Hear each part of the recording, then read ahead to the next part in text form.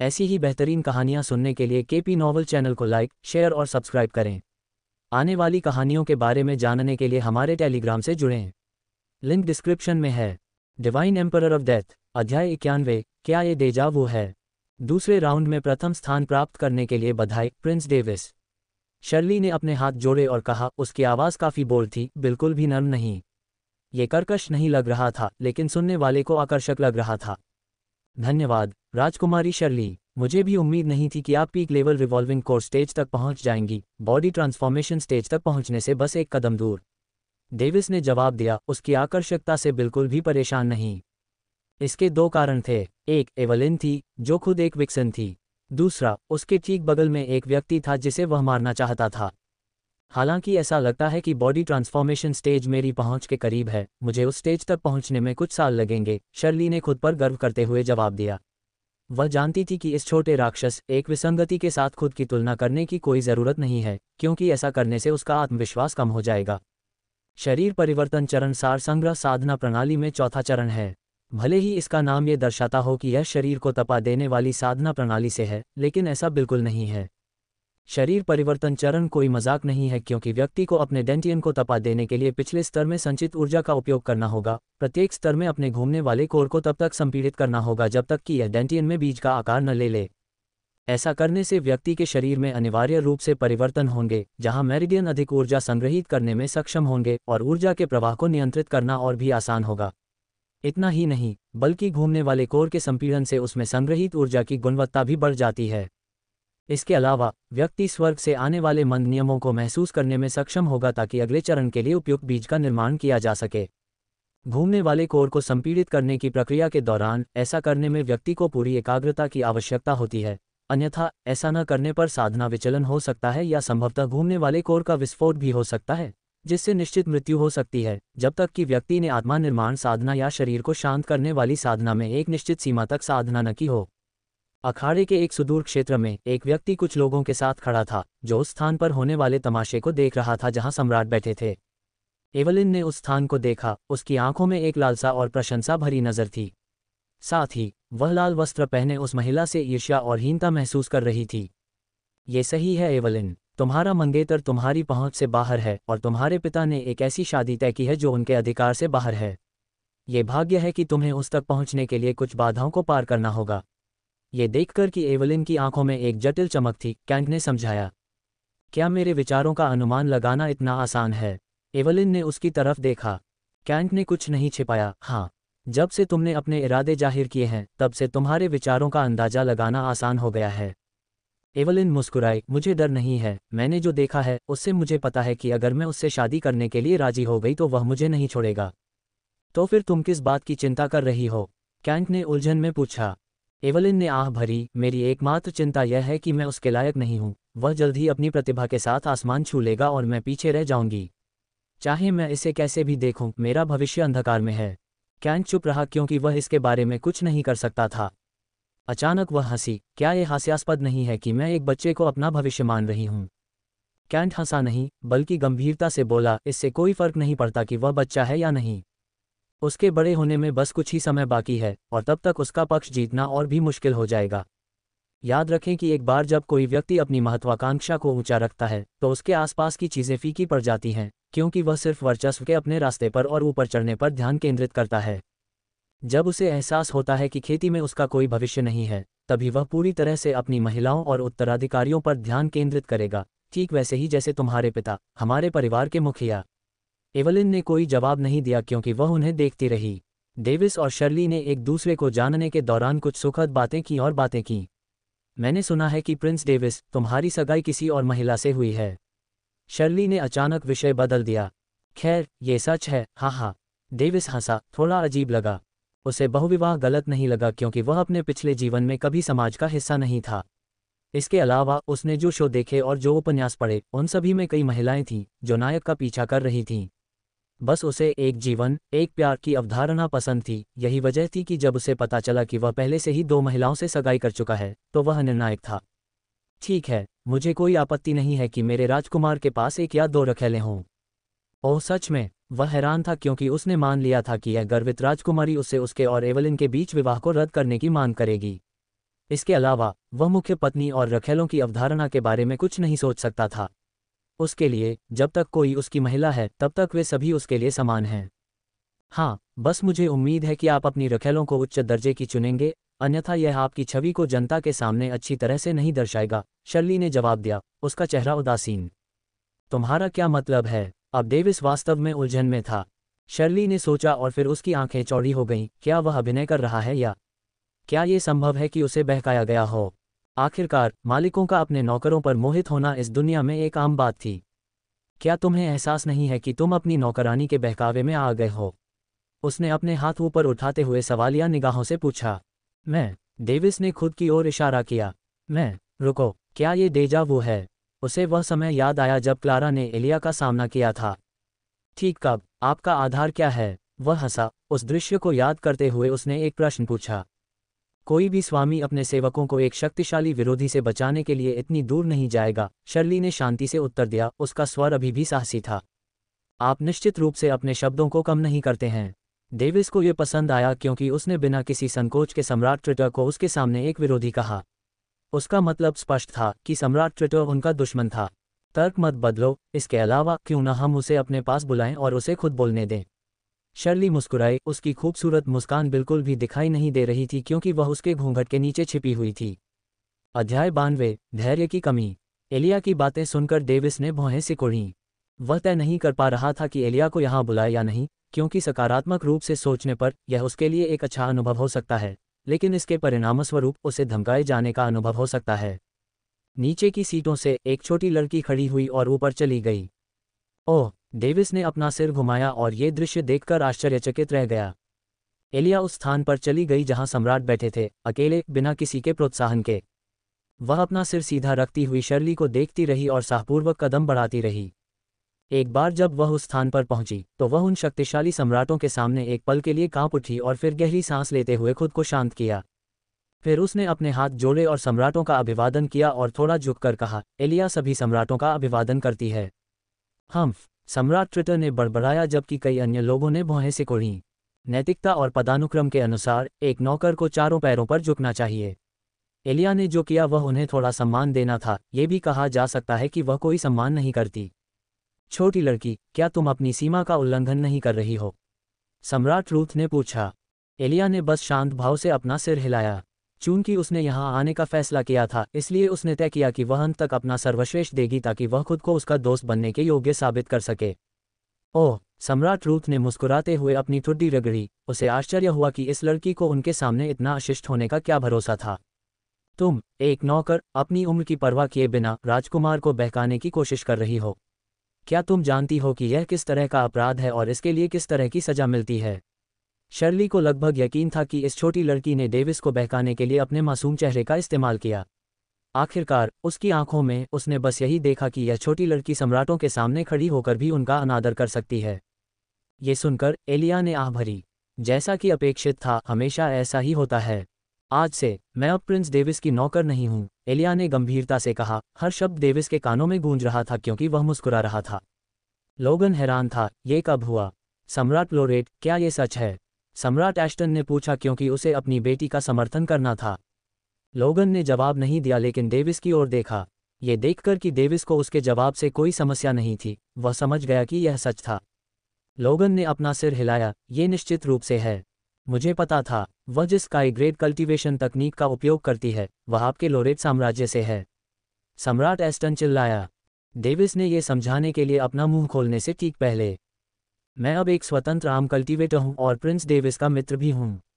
अब तक मैं एक स्वतंत्र व्यक्ति हूं।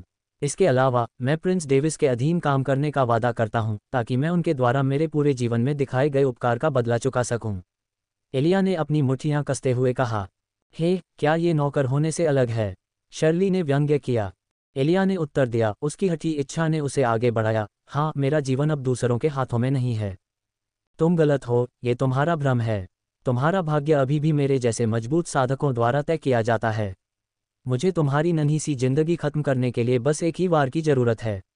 शर्ली ने अपने हाथ आगे बढ़ाते हुए एलिया के माथे की ओर इशारा किया। उसकी उंगलियों पर आधा इंच लंबा नाखून था। अचानक उसकी तरफ से एक आवाज फूटी, मानो वह अपनी बात जारी रख रही हो। और उस पर एक खरोंच भी लगाने की कोशिश करो, मुझे देखना है कि तुम अगले ही पल जिंदा हो या नहीं। तुम, शर्ली ने गुस्से में कांपते हुए डेविस की तरफ उंगली उठाई। एक पल बाद उसे लगा कि उसने जो कहा वह झूठ था, लेकिन उसकी ठंडी आंखें कुछ और ही कह रही थीं। जाहिर है उसे उम्मीद नहीं थी कि वह इतना आगे बढ़ जाएगा। जे, इस तरह का मजेदार तमाशा मैंने पहली बार किसी साम्राज्य के राजकुमार से देखा है। सम्राट लोरेट, क्या तुम नहीं देख सकते कि तुम्हारा बेटा एक नीच गुलाम की खातिर खुद को बदनाम कर रहा है?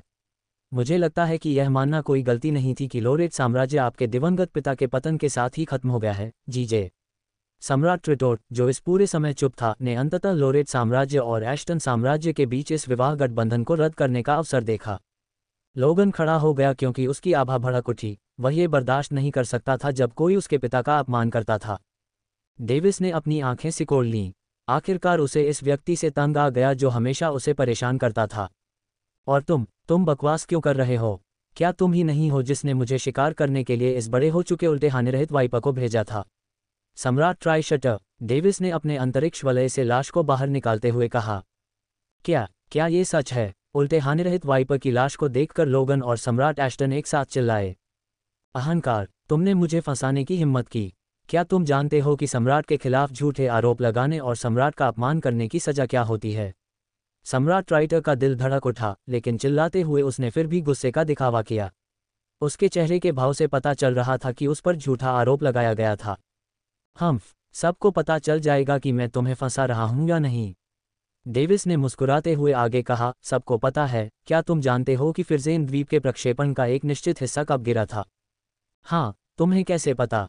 सम्राट रूथ ने काफी जिज्ञासु भाव से पूछा। मुझे पता है क्योंकि मैंने उस समय हमारे आसपास निगरानी करने वाले कीड़ों को शिकार करते हुए कुछ अजीब पक्षी को देखा था। अगले ही पल इन्वर्टेड होमलेस वाइपर ने हम पर हमला कर दिया, जिस क्षण इन निगरानी करने वाले कीड़ों को खा लिया गया। अगर मुझे सही से याद है तो क्या सम्राट ट्रिटर का पालतू जानवर एक पक्षी नहीं था? हाँ, यह विशियस आई हॉक है। सम्राट एस्टन ने अपना सिर हिलाया। मैं इसे कैसे भी देखूं, यह संयोग नहीं लगता। डेविस ने शांति से कहा, लेकिन उसकी आंखों में एक हल्की हत्या की मंशा थी। जीजे, तो क्या हुआ? मैं ही था जिसने तुम्हें मारने के लिए इसे भेजा था। तुम इसके बारे में क्या करने जा रहे हो? सम्राट ट्रिटर ने व्यंग्य किया। उसने अब छिपने की जहमत नहीं उठाई क्योंकि वह रंगे हाथों पकड़ा गया था। क्योंकि अगर वह दयनीय तरीके से संघर्ष करता तो यह उसके नाम को पूरी तरह से बर्बाद कर देता और यह केवल समय की बात होती कि वे जांच करें और पता लगाएं कि कौन सी चीज़ उसकी प्रतिष्ठा को बर्बाद कर देगी। सम्राट ट्रिटर, इस बार आप हद से आगे बढ़ गए हैं। लोगान ने गंभीर भाव के साथ कदम बढ़ाया। इस बार वह वास्तव में नाराज था क्योंकि सम्राट ट्रिटर ने कुछ ऐसा खेला जिसके साथ उसे नहीं खेलना चाहिए था। अध्याय 93, 2 जिंदगियों का अंत। जब लोगान ने स्पेस रिंग से अपनी तलवार निकाली तो डेविस उसके सामने खड़ा हो गया और उसे रोक दिया। इसे मेरे ऊपर छोड़ दो पिताजी, डेविस ने एक भरोसेमंद स्वर में कहा। डेविस, लोगन ने पीछे हटने से पहले सोचा। भले ही लोगन को इस बात का कोई अंदाजा नहीं था कि उसका बेटा सम्राट ट्रिटर को संभालने में इतना आश्वस्त क्यों था, लेकिन वह जानता था कि उसका बेटा बिना आत्मविश्वास के काम नहीं करेगा। इसके अलावा अगर कुछ भी अनहोनी होती है तो मैं बिना किसी दया के उस पर हमला कर सकता हूं। या ऐसा लोगन ने सोचा क्योंकि उसके हाथ बदला लेने के लिए मचल रहे थे। अगर बाहरी लोगों का आक्रमण न होता तो वह अब तक उस पर हमला कर चुका होता। जी, हर कोई जानता है कि हम अभी एक दूसरे को मारने के लिए मचल रहे हैं, सम्राट लोरेट। यहाँ तक कि तुम्हारा बदनाम बेटा भी मुझे गिराना चाहता है। जी, नादान। लेकिन क्या तुम भूल गए कि हमें गार्जियन एलायंस के आदेश से किसी भी संघर्ष को रोकना है? अगर तुम्हें नहीं पता तो मैं अभी भी गार्जियन एलायंस का हिस्सा नहीं हूं। लोगन मुस्कुराया, बिल्कुल भी पीछे नहीं हटा। तो क्या हुआ? औपचारिक रूप से तो यही मामला है। अनौपचारिक रूप से आप अभी भी गार्जियन एलायंस का हिस्सा हैं। अगर आप इन दिनों मुझे नुकसान पहुंचाने की हिम्मत करते हैं तो गार्जियन एलायंस के नियमों के अनुसार सभी सम्राट आपको मार डालेंगे। सम्राट ट्रिटर ने उपहास में कहा। अपने फायदे के लिए नियमों को तोड़ना उसके लिए बच्चों का खेल था। डेविस हैरान था, उसने नहीं सोचा था कि कोई नियम अभी उसकी योजनाओं में बाधा डालेगा। लोगन चुप रहा क्योंकि उसे पता था कि गार्जियन एलायंस में ऐसा नियम है। आपको लगता है कि आप मेरे बेटे को मारने की साजिश रचकर बच सकते हैं? अगर गार्जियन एलायंस आपका समर्थन करता है तो ये बेतुका है। लोगन ने बिना किसी संकोच के जवाब दिया। उसने दूसरे सम्राटों की ओर देखा, उनकी राय का इंतजार करते हुए। सम्राट लोरेट, मैं आपके गुस्से को समझ सकता हूं, लेकिन हमें आपके गुस्से को शांत करने और बाहरी लोगों के आक्रमण के प्रति हमारी दुर्दशा को समझने की जरूरत है। इसलिए हमें आपसे ये कहना चाहिए कि आप हमारे बीच कोई संघर्ष न भड़काएं। सम्राट रेवन ने ऐसा व्यवहार किया मानो वह मध्यस्थता कर रहा हो, तथा सम्राट ट्रिटोर का समर्थन करने के लिए आगे आया। यह क्या है? सम्राट ट्रिटोर ही वह है जिसने पहली बार हमारे बीच कलह भड़काई थी। क्या कोई उस पर कार्रवाई नहीं करने जा रहा है? सम्राट एश्टन ने गुस्से में चिल्लाते हुए स्पष्ट रूप से सम्राट लोरेट का पक्ष लिया। अन्य सम्राट स्पष्ट रूप से इस गड़बड़ी में कोई हिस्सा नहीं लेना चाहते थे। जब तक सम्राट रूट दोनों पक्षों के बीच मध्यस्थता करने के लिए आगे नहीं आए, तब तक आदान प्रदान आगे पीछे होता रहा। ठीक है, गार्डिया, जब उसने मध्यस्थता करने की कोशिश की तो उसकी तरफ से हत्या के इरादे की एक घनी आभा फूट पड़ी। वह तुरंत हत्या के इरादे के स्रोत को देखने के लिए मुड़ा और एक पल के लिए चौंक गया, क्योंकि उसने महसूस किया कि उसकी रीढ़ में ठंडक फैल गई है, जिसने अनजाने में उसे अपना मुंह बंद करने पर मजबूर कर दिया। यह अन्य सम्राटों के साथ साथ लोगान के लिए भी ऐसा ही था। शर्ली और एलिया, जो इस समय चुप थे, उस हत्या के इरादे से कांप उठे। क्या हम इस तमाशे को खत्म कर सकते हैं? डेविस ने शांति से पूछा, जैसे कि वह उनकी बकवास से थक गया हो। उसके हाथ में कागज की 2 सफ़ेद चादरें थीं जो कागज के ताबीज की तरह दिख रही थीं। ये किसी भी तरह के आम कागज के ताबीज की तरह दिख रहा था जो बाजार में बेचा जा रहा था।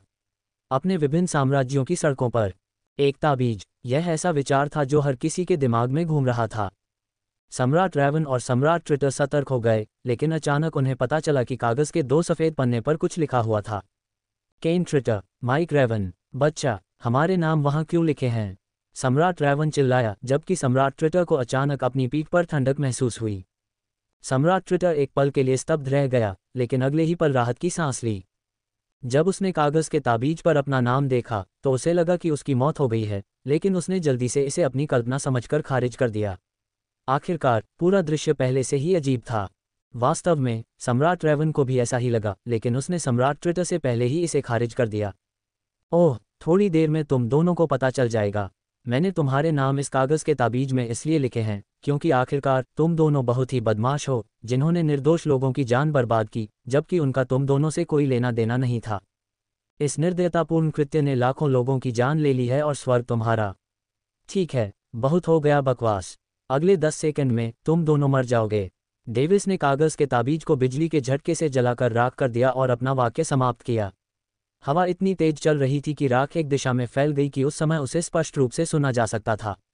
डेविस के शब्दों के बाद उस पूरी तरह से चुप्पी के साथ उन सभी को यह विश्वास हो गया कि ये दोनों सम्राट एक पल के लिए मर जाएंगे। एक पल बाद सम्राट रेवन जोर से हंसते हुए अपनी कल्पना से बाहर आए। सम्राट ट्रिटर ने भी ऐसा ही किया, लेकिन अगर कोई उन्हें करीब से देखता तो वह देख सकता था कि उनकी पीठ पसीने से भीगी हुई थी। युवा लड़के, तुम एक शरारती आदमी हो। वैसे भी इससे मुझे उस समस्या को रोकने में मदद मिली जो अभी हमें परेशान कर रही थी। सम्राट रूथ मुस्कुराए और स्वीकृति में अपना सिर हिलाया। अभी उन्हें पूरी तरह से यह आभास हो रहा था कि डेविस इस समय केवल स्थिति को खराब करने के लिए मजाक कर रहा था, लेकिन वह समझ नहीं पा रहा था कि डेविस अभी भी उस हत्या के इरादे को क्यों प्रकट कर रहा था। शायद वह वास्तव में द्वेष रखता है, लेकिन आने वाले आक्रमण के कारण इसे छोड़ने के लिए इतना उदार है। कितना बुद्धिमान लड़का है, या ऐसा उसने सोचा। अब केवल 3 सेकंड बचे हैं, डेविस ने चौंकते हुए चिल्लाया। हालांकि उसकी आंखों में अभी भी हत्या करने की भावना थी, क्योंकि वह शांति से उन 2 जोकरों को देख रहा था। ये सुनकर सभी भौहें सिकोड़ गए। वह अभी भी ऐसा क्यों कर रहा है? सम्राट एश्टन के चेहरे पर उलझन भरी अभिव्यक्ति थी। फिर उसने अचानक सोचा, क्या ये हो सकता है? अचानक सम्राट ट्रिटर और सम्राट रेवन कांप उठे। उनकी आंखें चौड़ी हो गईं और वे डर से कांप उठे। उनके साथ छिद्रों से खून बहने लगा, क्योंकि उनके शरीर में ऊर्जा अचानक से बेकाबू हो गई, जिसके कारण अंततः उन्हें ऐंठन होने लगी और वे जमीन पर गिर गए। उनके डेंटियन तुरंत अस्थिर रूप से फट गए, जिससे उनके शरीर में एक छोटा विस्फोट हुआ, जिसने क्रमिक रूप से उनके शरीर के सभी अंगों को नष्ट कर दिया, जिसके परिणामस्वरूप एक दर्दनाक मौत हो गई। उन दोनों सम्राटों को खून से लथपथ पड़े देखकर सभी की आंखें भय से चमक उठीं। क्या? सम्राट रूथ चिल्लाया। उसकी आंखें चौड़ी हो गईं और वह पीठ के बल गिर पड़ा। उसे अपनी आंखों पर बिल्कुल भी विश्वास नहीं हो रहा था। अध्याय 94, कृपापात्र होना। हर कोई पूरी तरह से आतंकित हो गया। उस भयानक दृश्य को देखना उनके लिए अकल्पनीय था। माहौल पूरी तरह से शांत था, जबकि उनकी आंखें खुली हुई थीं, क्योंकि वे समझ नहीं पा रहे थे कि क्या हुआ था। डर ने उनके दिलों को कमज़ोर कर दिया था, क्योंकि उनकी धड़कनें तेज हो गई थीं। वे एक भी शब्द नहीं बोल पा रहे थे जो उनकी भावनाओं को व्यक्त कर सके। दृश्य अपने आप में अजीब लग रहा था, लेकिन साथ ही यह अवास्तविक भी लग रहा था। वे केवल डेविस को देख सकते थे, जवाब की तलाश में। हालांकि उनमें से कुछ ने उसकी ओर देखने की हिम्मत भी नहीं की। उन्हें डर था कि बिना किसी विशेष कारण के उन्हें अगला निशाना बनाया जाएगा। लोगन, एलिया और शर्ली पूरी तरह से अचंभित थे। ये समझ नहीं पा रहे थे कि इन दो सम्राटों ने अपनी खेती को अचानक क्यों नष्ट कर दिया, जिसके परिणामस्वरूप उनकी मृत्यु हो गई। हालांकि उन सभी ने अनुमान लगाया कि इसका उन कागज के तावीज़ों से कुछ लेना देना था, लेकिन किसी को भी इस बात का यकीन नहीं था। डेविस के चेहरे पर हल्की मुस्कान थी। उसने अपने शब्दों से उन्हें भ्रमित करने से पहले उनके दिलों में डर के जड़ जमाने का इंतजार किया। खौफनाक माहौल में सन्नाटा पसरा हुआ था, जिससे लोगों को भारी पसीना आ रहा था क्योंकि कोई भी नहीं बोल रहा था। कुछ पल बीतते रहे जब आखिरकार कोई इसे और बर्दाश्त नहीं कर सका। बादलों से घिरे माहौल में एक आवाज़ सुनाई दी। प्रिंस डेविस, यहाँ वास्तव में क्या हो रहा है? सम्राट क्लेमोर ने पूछा। उसका लहजा सम्मानजनक था, जो उसे नहीं पता था। मैंने अभी अभी सम्राट ट्रिटर और सम्राट रेवन को मारा है, और मुझे लगता है कि यह मॉर्टल स्टेज मैजिकल बीस्ट्स को मारने से अलग नहीं है, डेविस ने एक सहज लहजे में जवाब दिया, जैसे कि उसने कुछ ऐसा किया हो जो कोई बड़ी बात नहीं थी। मॉर्टल स्टेज मैजिकल बीस्ट्स को मारने से अलग नहीं। सभी की आंखें फड़क उठी, जबकि उनके दिलों के अंदर का डर भी थोड़ा बढ़ गया। क्या ये कागज़ के तावीज़ हैं? सम्राट रूथ ने अविश्वास में पूछा और गले में कुछ अटका। ओह, तो तुम लोगों ने नोटिस किया? क्या तुम जानना चाहते हो कि यह क्या है? डेविस ने ऐसा व्यवहार किया जैसे उसने अभी अभी उनके निष्कर्षों को देखा हो और उन्हें चिढ़ाने वाले अंदाज में पूछा। हाँ, सम्राट एश्टन ने उत्तर दिया। उसका स्वर उत्साह से भरा था। उसे विश्वास होने लगा था कि इस समय उसकी अटकलें 99% सही थीं। मुझे यकीन नहीं है कि मुझे ये कहना चाहिए या नहीं, लेकिन चूंकि आप सभी मेरे बड़े और वरिष्ठ हैं, इसलिए अगर मैं इस समय इसे गुप्त रखूं तो ये बुरा होगा। डेविस ने अपनी ठुड्डी को रगड़ा, जैसे कि वह सोच रहा था कि उन्हें सच बताना है या नहीं। वह विचार करते हुए आगे बढ़ा। उसने खून के गंदे तालाब पर पैर रखा और लाशों से 2 स्पेस रिंग्स हटा दी। सभी ने बीच की पंक्तियों को पढ़ा और समझ गए कि डेविस का अप्रत्यक्ष रूप से क्या मतलब था। वे समझ गए कि वह मुआवजा मांग रहा था और भुगतान बिल्कुल वही 2 स्पेस रिंग्स थे। वास्तव में वे जानते थे कि इसमें उनकी कोई भूमिका नहीं थी, और यह वैसा ही था जैसा उन्होंने सोचा था। डेविस के लिए इससे कोई फर्क नहीं पड़ता था कि उन्होंने उसे अपनी इच्छा से स्पेस रिंग्स दी थी या नहीं, क्योंकि वह उन अमीर स्पेस रिंग्स को छीनने के लिए दृढ़ था। उसे बस उन्हें उस परिणाम को स्वीकार करने की ज़रूरत थी, कहीं से भी मुसीबत उसके पीछे न आ जाए। डेविस ने आगे कहा, ये 2 कागज़ के तावीज़ मेरे गुरु ने व्यक्तिगत रूप से मुझे सौंपे थे। उसने मुझे निर्देश दिया कि अगर कोई मुझसे कहीं ज़्यादा शक्तिशाली व्यक्ति मेरी जान लेने की कोशिश करे तो मैं इसका इस्तेमाल करूं। तारांकन बूम। उस इलाके में शोर मच गया जब एक बार लॉरेट साम्राज्य को बचाने वाले सम्मानित वरिष्ठ की लंबे समय से भूली हुई छोटी सी कहानी सामने आई। ये कागज़ के तावीज़ ज़रूर शक्तिशाली हैं, लेकिन मुझे नहीं पता कि मेरे गुरु ने मुझे इनमें से 7 कागज़ के तावीज़ क्यों दिए। डेविस ने आह भरते हुए कहा। 7 कागज़ के तावीज़। किसी कारण से सम्राटों की आंखें झपक गईं। फिर उन्हें यह एहसास हुआ कि यह इस महाद्वीप पर मौजूद स्काईग्रेड साम्राज्यों की संख्या के बराबर है। मुझे यकीन है कि मेरे गुरु निराश हैं कि मैंने अपनी शक्ति का इस्तेमाल करने के बजाय उन 2 कागज़ के तावीज़ों का इस्तेमाल करके हत्या की। उसने अपना सिर पकड़ लिया और विलाप किया। हाँ, किसी को हमेशा बाहरी शक्तियों पर निर्भर रहने के बजाय अपनी शक्तियों का इस्तेमाल करना चाहिए। मुझे यकीन है कि तुम्हारा गुरु भी तुम्हें माफ़ कर देगा, क्योंकि वे 2 दुष्ट राक्षस तुम्हारी जान लेने की कोशिश कर रहे थे। आखिरकार किसी व्यक्ति का जीवन इस बात से अधिक महत्वपूर्ण है कि वह अपनी शक्ति का उपयोग किस तरह से करता है। सम्राट रॉस ने डेविस को जल्दी से सांत्वना दी जब वह उदास दिख रहा था। साथ ही उसने सोचा कि उसने डेविस को उन शक्तिशाली कागज़ के तावीज़ों का उपयोग करने से रोक दिया है। आप सही कह रहे हैं सम्राट रॉस। सलाह के लिए धन्यवाद। डेविस मुस्कुराया, जैसे कि उसे उसके शब्दों से वाकई तसल्ली मिली हो। चारों सम्राटों ने राहत की सांस ली, लेकिन सभी जानते थे कि सम्राट रॉस ने भी इस अवसर का इस्तेमाल अनुग्रह प्राप्त करने के लिए किया था। सभी ने सम्राट रॉस को ईर्ष्या से देखा और सोचा कि वह अपने उद्देश्य को प्राप्त करने में सफल रहा। निस्संदेह सभी ने डेविस की बातों पर विश्वास करना शुरू कर दिया। अन्यथा जो घटना घटी उसका कोई मतलब नहीं होता। यहाँ तक कि लोगन भी डेविस की बातों पर विश्वास करता था कि उसे लगा कि अपने गुरु के बारे में सवाल पूछना अनुचित है। रहस्यमय वरिष्ठ जैसे महान व्यक्ति का एक शिष्य होता है। कौन अपने सही दिमाग में उससे दोस्ती नहीं करना चाहेगा? सम्राट एश्टन को अचानक एक विचार आया। हाँ, दामाद, ये सही है, इस पर चिंता करने की कोई ज़रूरत नहीं है। इसके अलावा हम आपके पूज्य गुरु से बात करने की कोशिश भी कर सकते हैं और उन्हें समझा सकते हैं कि आप गलत नहीं थे। ये सुनकर डेविस आश्चर्यचकित रह गया। मुझे उम्मीद नहीं थी कि वह इस अवसर का उपयोग मेरे अस्तित्वहीन गुरु से मिलने के लिए करेगा, बजाय मेरी चापलूसी करने के। ये समझ में आता है। वह पहले से ही मेरे साथ दामाद की तरह व्यवहार करता है, जबकि मैंने उसकी बेटी से शादी भी नहीं की थी। वह निश्चित रूप से अवसरवादी होगा। मुझे डर है कि यह बिल्कुल असंभव है, सम्राट एश्टन। मेरे गुरु सांसारिक मामलों से दूर रहते हैं और मेरे अलावा किसी और व्यक्ति से मिलने से इनकार कर देंगे। मैं जो कह रहा हूं वह सच है, क्योंकि जब मैंने उनसे अपने माता पिता से मिलने के लिए कहा तो मेरे मालिक ने जवाब देने की ज़हमत तक नहीं उठाई। डेविस ने दुखी होकर कहा, जैसे कि वह अपने मालिक से निराश हो। डेविस का अभिनय इतना सच्चा था कि लोगन को भी उसकी बातों पर यकीन होने लगा। सिर्फ इतना ही नहीं, बल्कि मेरे मालिक ने मुझे उनके बारे में तब तक बात करने से मना किया है जब तक कि उनसे खास तौर पर न पूछा जाए। डेविस ने सिर हिलाते हुए कहा, यह निश्चित रूप से अफसोस की बात है। अपने पूज्य गुरु से मिलना मेरे लिए जीवन भर का सौभाग्य होगा, लेकिन अगर हम उनसे नहीं मिल सकते तो ऐसा ही हो। सम्राट रूथ ने कहा। वह भी इस रहस्यमयी वरिष्ठ से मिलना चाहता था। लोगन ने अब अपने बेटे के गुरु से मिलने की कोई भी नई उम्मीद छोड़ दी। आखिरकार वह उस ईश्वरीय व्यक्ति के क्रोध को भड़का नहीं सकता और संभवतः अपने बेटे और उस वरिष्ठ के बीच गुरु शिष्य के रिश्ते को खराब नहीं कर सकता।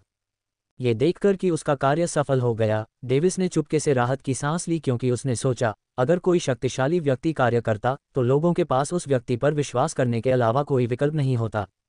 क्लारा को धोखा देना लाख गुना मुश्किल है। सौभाग्य से वह यहाँ नहीं है। अगर क्लारा यहाँ होती तो उसके कार्य और झूठ को बिना किसी सवाल के आसानी से देखा जा सकता था। अध्याय 95। उग्र लाल वस्त्र पहने अनोखी महिला। जब लोगों ने सम्मानपूर्वक वरिष्ठ की कहानियां सुनाई तो माहौल अविश्वसनीय रूप से उल्लासपूर्ण हो गया। खून के तालाब में पड़ी 2 लाशें लावारिस पड़ी रहीं, क्योंकि किसी को परवाह नहीं थी। कुछ लोगों ने सोचा कि ये दोनों इसके लायक थे, जबकि अन्य चुप रहे क्योंकि उनकी ताकत अपर्याप्त थी। उनमें से कुछ जिन्होंने अपने दांत पीस लिए और चुप रहे, वे सम्राट ट्रिटर और सम्राट रेवन के वंशज थे। वे हमला करने की हिम्मत नहीं कर पाए और केवल बोतलबंद नफरत के साथ देख सकते थे, जिसे वे बाहर निकालने की हिम्मत नहीं कर पाए। उनके पास अपने सम्राटों की मृत्यु के लिए बोलने का साहस भी नहीं था। अंतिम प्रतियोगिता पूरी तरह से भूल गई, क्योंकि कई लोगों ने डेविस से परिचित होने का यह मौका लिया। डेविड को कई अजनबियों से बधाई और शुभकामनाएं मिलीं, लेकिन फिर भी वह जहां तक हो सका विनम्रता से जवाब देने में कामयाब रहा। उनमें से कुछ ने अपनी बेटियों को भी उसे देने की कोशिश की। मजेदार बात यह है कि सम्राट रॉस उनमें से एक थे। डेविड ने अजीब तरह से अपने रास्ते में आने वाले हर अच्छे सौदे को अस्वीकार कर दिया। यहाँ तक कि वह भी उस असाधारण जीवन को अस्वीकार करके निराश महसूस कर रहा था जिसका उसे भरोसा था। क्या बर्बादी है, उसके मन में ऐसे विचार थे, लेकिन वह बेहतर जानता था। अल्पविराम। दूर से एवलिन ने उस आकृति को देखा जो असंख्य लोगों से घिरी हुई थी। वह मुस्कुराई, जैसे वह खुद का मजाक उड़ा रही हो। अरे कैंट, क्या वह व्यक्ति ऐसा दिखता है जिसकी मैं बराबरी कर सकती हूँ? एवलिन ने अजीब लहजे में पूछा। उद्धरण चिन्ह अल्पविराम उद्धरण चिन्ह। वहाँ केवल सन्नाटा था, क्योंकि कैंट कॉल्डन की ओर से कोई जवाब नहीं सुना जा सकता था। वह उसके बगल में खड़ा था और उसके चेहरे पर एक जटिल भाव था। एवलिन ने अपने होंठ काटे। क्या ये क्रूर नहीं है? पिताजी को मुझे उसके जैसे किसी व्यक्ति से क्यों जोड़ना पड़ा? चूंकि वह दूर से थी, इसलिए वह केवल ये देख सकती थी कि डेविस लोगों से घिरा हुआ था और उनमें से अधिकांश महिलाएं थीं। वह उन्हें चमकती आंखों से डेविस को देखते हुए देख सकती थी। वह आगे बढ़ी, उस स्थान की ओर बढ़ गई जहां डेविस था। क्या वह जा रही है? ज़ारा ने दयनीय तरीके से पूछा। कैंट ने जवाब दिया, जाहिर है उस पर दबाव अकल्पनीय रूप से अधिक होगा। अल्पविराम। जैसे ही डेविस ने किसी व्यक्ति की सद्भावना को अस्वीकार करना समाप्त किया, उसके बगल में एक साहसी आवाज़ सुनाई दी। राजकुमार डेविस। डेविड ने आवाज़ के स्रोत को देखने के लिए मुड़कर देखा। राजकुमारी शर्ली, मैं आपके लिए क्या कर सकता हूँ? उसके चेहरे पर थोड़ी झिझक थी।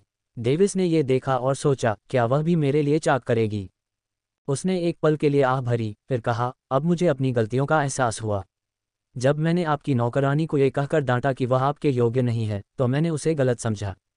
ये सुनकर डेविस मन ही मन हंसा, लेकिन उसने जवाब दिया, क्योंकि वह उसके अचानक मन में आए बदलाव को जानना चाहता था, तुमने ऐसा क्यों कहा? फिर उसने उसे निराशा में अपने बालों को घुमाते हुए देखा। मुझे ऐसा क्यों कहना पड़ रहा है?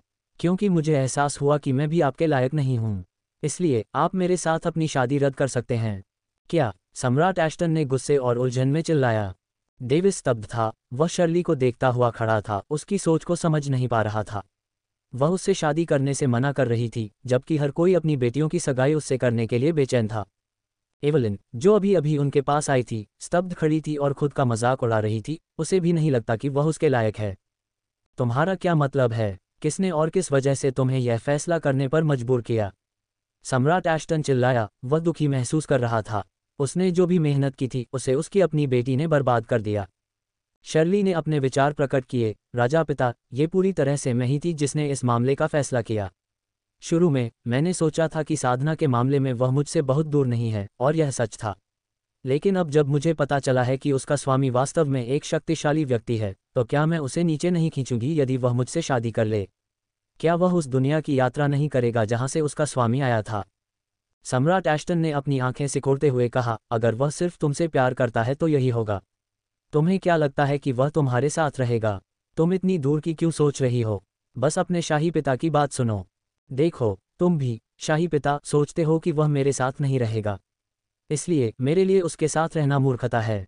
मैं ऐसे आदमी से शादी करना पसंद करूंगी जो मुझसे प्यार करता हो, न कि सिर्फ मुझसे शादी करके मुझे सड़ने के लिए छोड़ दे। शर्ली ने तर्क दिया। कौन जानता है, हो सकता है कि वह तुमसे सच्चा प्यार करे और तुम्हारे साथ एक बच्चा छोड़ जाए। सम्राट एस्टन की जबान गुस्से में फिसल गई। शर्ली नाराज हो गई। देखो, तुम्हें सिर्फ सत्ता की परवाह है, जबकि मुझे इस बात की परवाह है कि मैं अपना जीवन कैसे जीऊं।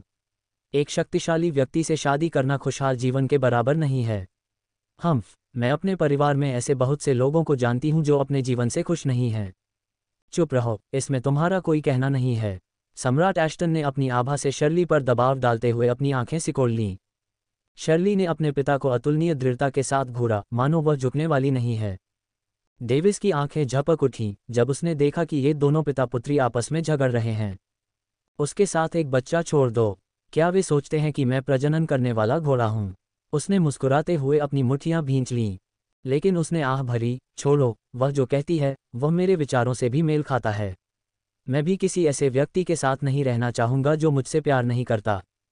राजकुमारी शर्ली, मैं आपके निर्णय का सम्मान करता हूं। अगर ऐसा है तो इस विवाह को रद्द कर दिया जाए। डेविस ने एक निर्भीक स्वर में घोषणा की, मानो उसकी राय ही अंतिम निर्णय हो। हाँ, शर्ली खुशी से चिल्लाई। ऐसा नहीं था कि वह उससे शादी नहीं करना चाहती थी, लेकिन उसे पहले से ही उसके लिए कोई प्यार महसूस नहीं हुआ था। उसके अपने सपने थे और उसे लगा कि उससे शादी करके वह अपने जीवन का आनंद नहीं ले पाएगी। नहीं, तुम ऐसा नहीं कर सकते। तुम्हारे विवाह में अंतिम निर्णय बड़ों का होता है। सम्राट एस्टन हार नहीं मानना चाहते थे। उन्होंने मदद के लिए लोगन की ओर देखा। लोगन ने कंधे उचकाए। मैंने पहले ही तुमसे कहा था, उसे अपने जीवन जीने का पूरा अधिकार है। यह मामला उसे तय करना है। इसमें मेरा कोई कहना नहीं है। शायद तुम्हें उसके मालिक से बात करने की कोशिश करनी चाहिए, जो अब तक डेविस के निजी जीवन में हस्तक्षेप करने के लिए उत्सुक नहीं था।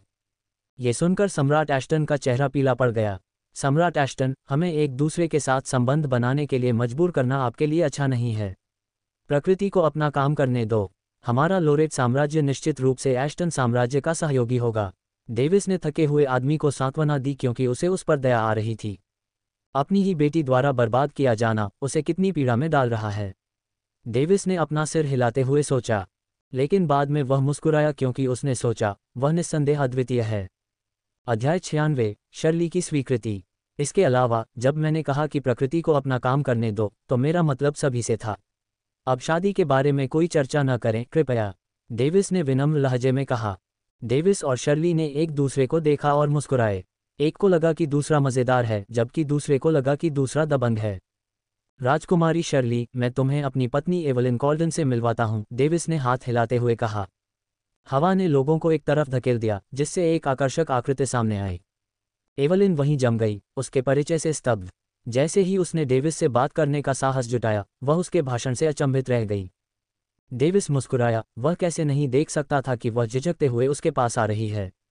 उसने इस अवसर का उपयोग बेशर्मी से और अप्रत्यक्ष रूप से उसके लिए अपनी इच्छा व्यक्त करने के लिए भी किया। अखाड़े में शोर मच गया क्योंकि पूरी भीड़ का ध्यान एवलिन पर था। ईर्ष्या, जलन, लालच और वासना की निगाहें उस पर जमी हुई थीं। एवलिन को पूरी भीड़ का ध्यान अपनी ओर देखकर बहुत अजीब लगा। शर्ली ने अपने सामने कामुक आकृति को देखा और उन जुड़वां चोटियों की प्रशंसा की। हम बुरा नहीं है। मुझे पता है। डेविस हंसा। एवलिन बहुत शर्मा गई। उसका चेहरा चमकीला लाल हो गया क्योंकि उसने सोचा, बदमाश, वह सबके सामने मुझे क्यों चिढ़ा रहा है? क्या आप खुश नहीं हैं कि आप उसे अपने पास रखने में कामयाब रहीं, मिस एवलिन? शर्ली ने पानी की जांच करते हुए पूछा। मुझे नहीं पता, एवलिन ने घबराते हुए जवाब दिया। उसकी आवाज़ नम्र थी।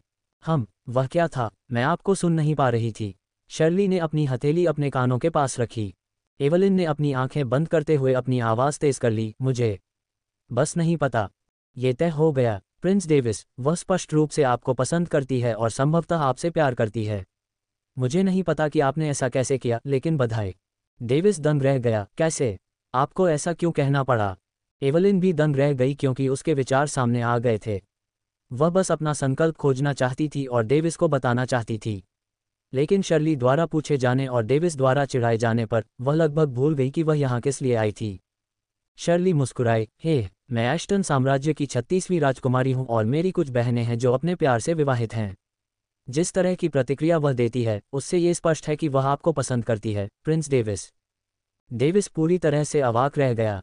उसने केवल मुझे नहीं पता सुना और उससे वह बहुत सारी जानकारी जुटाने में सक्षम थी। वास्तव में क्या बकवास है? महिलाएं डरावनी होती हैं। डेविस ने सोचते हुए गले में कुछ अटका लिया, लेकिन एवलिन को देखते हुए अनजाने में उसकी नज़र स्नेही हो गई। हमारे शाही पिता हम पर बहुत प्यार करते हैं। भले ही वे लालची हों, लेकिन वे वास्तव में एक अच्छे पिता और सम्राट हैं। अन्यथा वे मुझे इतनी आसानी से नहीं छोड़ते। शर्ली मुस्कुराए और बोली, तुम एक अच्छे परिवार में पैदा हुई हो। डेविस ने अपना सिर हिलाया, उसके लिए बहुत खुश था। क्या तुम्हारा परिवार भी वैसा ही नहीं है? उसने मुस्कुराते हुए पूछा। हाँ, हालांकि अगर विद्रोह नहीं हुआ होता तो ऐसा नहीं होता, डेविस ने मुस्कुराते हुए कहा। हाँ, क्या तुम सीधी सादी नहीं हो? बिल्कुल वैसी जैसी मुझे पसंद है। वह जोर से हंसी, फिर आह भरते हुए बोली, अफसोस तुम मेरी पहुंच से बाहर हो। डेविस चुप हो गया। अगर उसे ऐसा लगता तो वह कुछ नहीं कर सकता था। वह वैसे भी उसकी जिम्मेदारी नहीं थी और उसके प्रति उसे बस एक दोस्ती जैसी भावना महसूस हुई, जैसी उसे एलिया के साथ थी। क्या तुम्हें भी ऐसा ही लगता है, मिस एवलिन?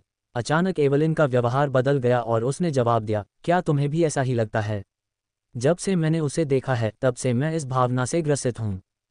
चूंकि उसकी भावनाएं उजागर हो चुकी थीं, इसलिए उसे लगा कि अब शर्मीले होने का कोई फायदा नहीं है। उसे लगा कि उसे और ज्यादा साहसी होना चाहिए। तो उससे प्यार करने का तुम्हारा फैसला उसके बाद हुआ? शर्ली ने पूछा और उसने डेविस की ओर इशारा किया। एवलिन ने जल्दी से इनकार किया। उसके बाद? नहीं, शुरू में मैं भी तुम्हारी तरह ही थी और किसी तरह, शायद किसी समय, मैं उसके बारे में सोचने लगी। शर्ली ने खिलखिलाकर कहा, भले ही वह अभी भी बच्चा है। एवलिन खुश हुई, फिर उसने ठहाका लगाया, वह निश्चित रूप से एक बच्चे की तरह व्यवहार नहीं करता है। ठीक है, ये सच है। शर्ली ने अपने पास पड़ी 2 लाशों को देखा। वैसे उस कमीने को मारने के लिए मैं तुम्हें धन्यवाद देती हूँ। वह बहुत ज्यादा था। शर्ली ने डेविस को धन्यवाद दिया क्योंकि उसे लगा कि उसे पहले जो अपमान सहना पड़ा था उसका बदला उसने ले लिया है। डेविस मुस्कुराया, कोई बात नहीं। तो मैं विदा लेती हूँ। अलविदा Prince Davis, miss Evelyn. Shirley ने अपने हाथ जोड़े और चली गई। जैसे ही वह चल रही थी, वह अचानक रुक गई और पीछे मुड़ी। अलविदा। एलिया, क्या ये था? एलिया, जो पूरे समय चुप थी, हैरान थी। राजकुमारी मुझे पहचान रही है? उसने अविश्वास में पूछा। शर्ली ने हंसते हुए कहा, ठीक है, तुम ऐसा कह सकती हो। तुम्हारे दोस्त ने मुझे समझाया है कि तुम्हारे ऊपर हमेशा शक्तिशाली लोग होते हैं और हर समय अहंकारी व्यवहार करना अच्छा नहीं है। शर्ली, एलिया और एवलिन ने एक बार फिर उन 2 सम्राटों की लाशों को देखा जो 1 घंटे पहले ही जीवित थे। उन्हें एक बार फिर याद आया कि डेविस सिर्फ 10 साल का था, एक शक्तिशाली व्यक्ति का शिष्य था और उसने महाद्वीप के सबसे शक्तिशाली 7 में से 2 सम्राटों को हराने में 1 मिनट भी नहीं लगाया। शर्ली हंसते हुए चली गई। अगली बार जब मैं देखूंगी तो तुम मुझसे भी ज्यादा शक्तिशाली हो सकते हो। हे। नहीं, वह। एलिया ने इनकार करने की कोशिश की, लेकिन उसके मुंह से कोई शब्द नहीं निकला क्योंकि उसने अपनी मुट्ठियां भींच ली थीं। डेविस मुस्कुराया। वह देख सकता था कि मजबूत होने के उसके संकल्प ने उसे खुद को नीचा नहीं होने दिया। उसने अपना चेहरा घुमाया और शर्ली की पीठ देखी। उसे थोड़ा दुख हुआ कि वह उसका चेहरा नहीं देख पाया। अचानक उसने कुछ देखा और एक तरफ मुड़ा, केवल एवलिन को भागते हुए देखा। उसने हंसते हुए अपना सिर हिलाया। ऐसा नहीं है कि मैं उसे खाने जा रहा हूँ, वह मुझसे दूर भागने में बहुत शर्मिंदा होगी। क्या तुम्हें उसका पीछा करने की जरूरत नहीं है? एलिया ने भागती हुई एवलिन की ओर इशारा करते हुए पूछा। छोड़ो, जबरदस्ती करने की कोई जरूरत नहीं है। रहने दो, डेविस ने जवाब दिया, उसका दिल अभी संतुष्टि से भरा हुआ था। क्या तुम्हें डर नहीं है कि कोई उसे तुमसे छीन लेगा? एलिया ने चिढ़ाते हुए पूछा। ओह, तो वे मौत को दावत देंगे? डेविस ने हल्की मुस्कान के साथ जवाब दिया, लेकिन उसका चेहरा अजीब हो गया। तुमने चिढ़ाना कब सीखा? तुम्हें ये किसने सिखाया? एक निश्चित व्यक्ति से जो हमेशा मुझे परेशान करता है, एलिया ने अपने चेहरे पर गर्व भरी मुस्कान के साथ उत्तर दिया। अब जब उसे लगा कि वह उसकी सच्ची दोस्त है तो उसे लगा कि अब वह उसे चिढ़ा भी सकती है। डेविस ने हंसते हुए कहा और एक पल बाद चिल्लाया, चलो अंतिम प्रतियोगिता शुरू करते हैं। अध्याय 97, अंतिम युद्ध। इसके बाद अंतिम प्रतियोगिता योजना के अनुसार आगे बढ़ी, हालांकि थोड़ी देरी हुई। जो प्रतिभाशाली लोग पहले से ही अखाड़े में बैठे थे और दूसरे दौर में उत्तीर्ण होने वाले शीर्ष 1000 लोग अंतिम प्रतियोगिता में भाग लेने के हकदार थे। कुल मिलाकर अंतिम प्रतियोगिता में 1280 प्रतिभागी थे। अंतिम प्रतियोगिता में 3 दौर शामिल थे। पहले दौर में समूह उन्मूलन शामिल था, जहां अखाड़े में एक दूसरे के खिलाफ खड़े 256 लोगों में से केवल 16 लोग ही पास हो पाएंगे। इससे डेविस को अपने पिछले जीवन में बैटल रॉयल गेम्स याद आ गए। मैच के दौरान वह एक मूर्ति की तरह खड़ा था और कोई भी उसके पास नहीं आया। वे उसे ऐसे टाल रहे थे जैसे वह कोई प्लेग हो, जिससे वह परेशान हो गया। 1280 प्रतिभागियों में से 80 प्रतिभागी जीत हासिल करने में सफल रहे, और जैसा कि अपेक्षित था, जीत हासिल करने वाले प्रतिभागियों में से 90% से अधिक विभिन्न साम्राज्यों के कुलीन प्रतिभाशाली लोग थे। दुर्भाग्य से इस राउंड में एवलिन को हार का सामना करना पड़ा, जिससे वह अगले राउंड में भाग लेने के लिए अयोग्य हो गई। अगला राउंड अगले दिन हुआ। उन्होंने प्रतिभागियों को बाहर करने के लिए उसी विधि का उपयोग किया। इस बार केवल 16 प्रतिभागियों को एक दूसरे के खिलाफ खड़ा किया गया था, क्योंकि वे वर्चस्व के लिए लड़ रहे थे। एलिया इस राउंड में हार गई, और यह काफ़ी अपेक्षित था। अन्य प्रतिभाशाली लोगों की तुलना में उसने जो समय खेती की वह बहुत कम था। इस राउंड में 16 प्रतिभागी विजयी हुए, क्योंकि सामान्य शीर्ष 16 का निर्धारण किया गया था। फिर शीर्ष 16 प्रतिभागियों को एक एक करके लड़ाया गया, जिससे अखाड़े का वीरतापूर्ण और वीर माहौल और बढ़ गया। अखाड़े में 3 युद्ध चरणों में एक साथ 3 मैच हुए। दर्शकों ने उत्साहपूर्वक चर्चा की और प्रतिभाशाली लोगों के बीच मैच शानदार लड़ाइयों में बदल गए, सिवाय एक विसंगति के। पूरी प्रक्रिया के दौरान डेविस को अपना मुंह खोलने की भी जरूरत नहीं पड़ी, क्योंकि प्रतिभाशाली लोगों ने अपनी इच्छा से अपने आप आत्मसमर्पण कर दिया। प्रतिभागियों की संख्या 16 से घटकर 8 हो गई, फिर 8 से 4 और 4 से 2 हो गए। सबसे बड़े युद्ध मंच पर 2 आकृतियां एक दूसरे को अजीब भावों से घूर रही थीं। मुझे पता था कि मैं आखिरकार तुम्हारा सामना करूंगा, राजकुमारी शर्ली। डेविस मुस्कुराया। वह मंच के एक छोर पर खड़ा था, अपनी बाहें मोड़े हुए। उसके चेहरे पर हल्की मुस्कान दिखाई दे रही थी। शर्ली ने मुस्कुराते हुए कहा, बस तुम्हें पता है, मैं दूसरों की तरह हार नहीं मानूंगी। मैं तुम्हारे साथ जी जान से लड़ूंगी।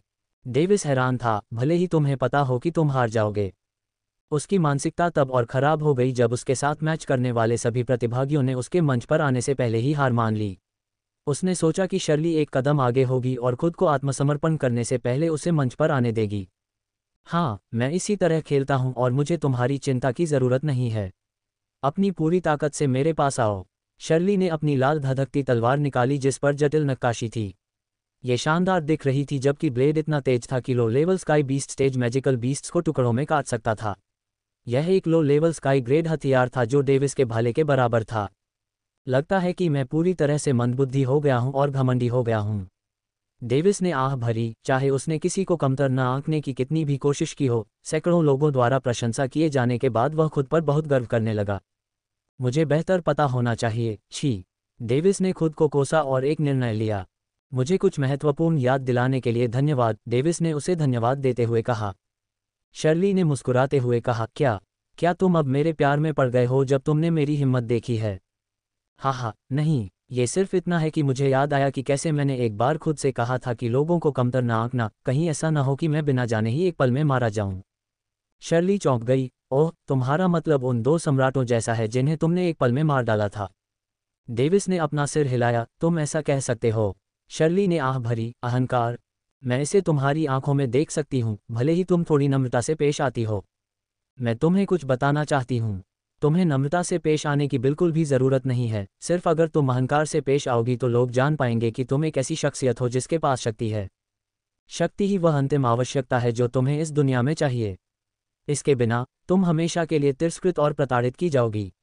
मैं तुमसे कहती हूँ, तुम्हारे गुरु के बिना, तुम्हारे पिता को छोड़कर इस जगह के सभी लोग तुम्हें निशाना बनाएंगे। इसलिए खुद को साबित करो कि तुम्हें सबके सामने अहंकारी होने का अधिकार है। जब तक वह बोलना समाप्त करती, उसकी आभा और ऊर्जा एक बड़ी लहर की तरह फूट पड़ी, जिसने दर्शकों की सीट पर बैठे लोगों को दबा दिया। शर्ली, जो 18 साल की है, ने तीनों साधना प्रणाली में साधना की है।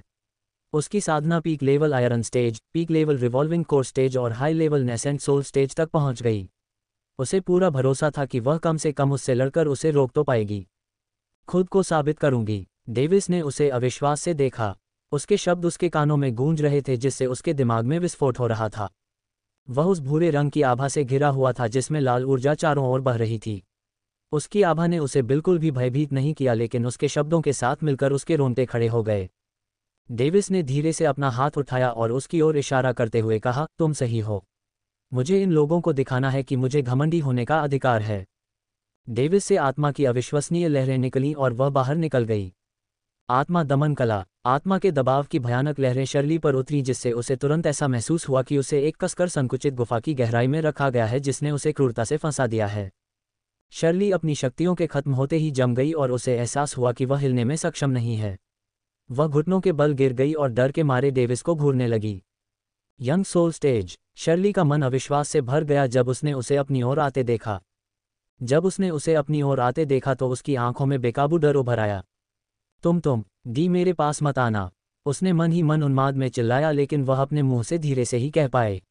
अब उसे पछतावा हो रहा था कि उसने उसे अपनी शक्ति प्रकट करने के लिए उकसाया। डेविस उसके सामने खड़ा था और उसने उसे नीचे देखा। उसने अपनी आत्मा से एक अपारदर्शी अवरोध खड़ा किया जो तेज रोशनी से चमक रहा था और उन दोनों को ढक रहा था। डेविस नीचे झुका और अपने हाथ उसके चेहरे की ओर बढ़ाए।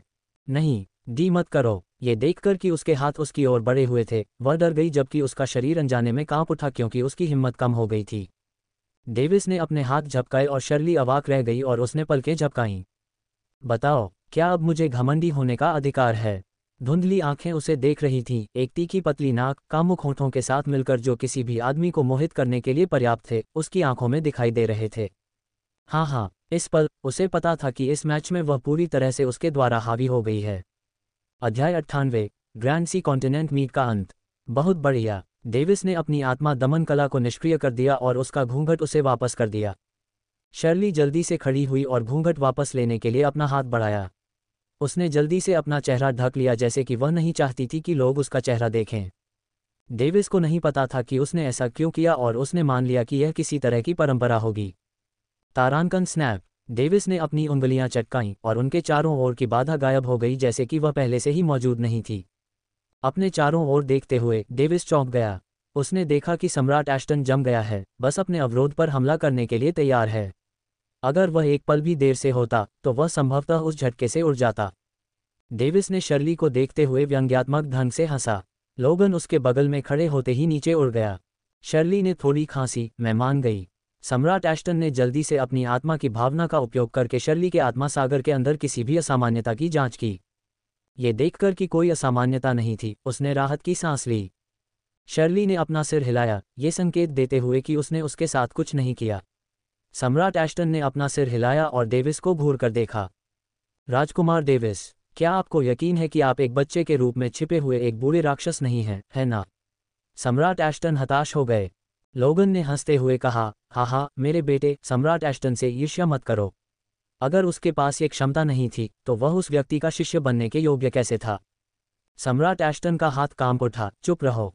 तुम्हारा बेटा इतनी तेजी से शक्तिशाली हो रहा है कि यह स्वर्ग के खिलाफ जाने जैसा है। हाँ, तुम बस ईर्ष्या कर रहे हो, लोगन ने जवाब दिया और अंतिम शब्द पर जोर दिया।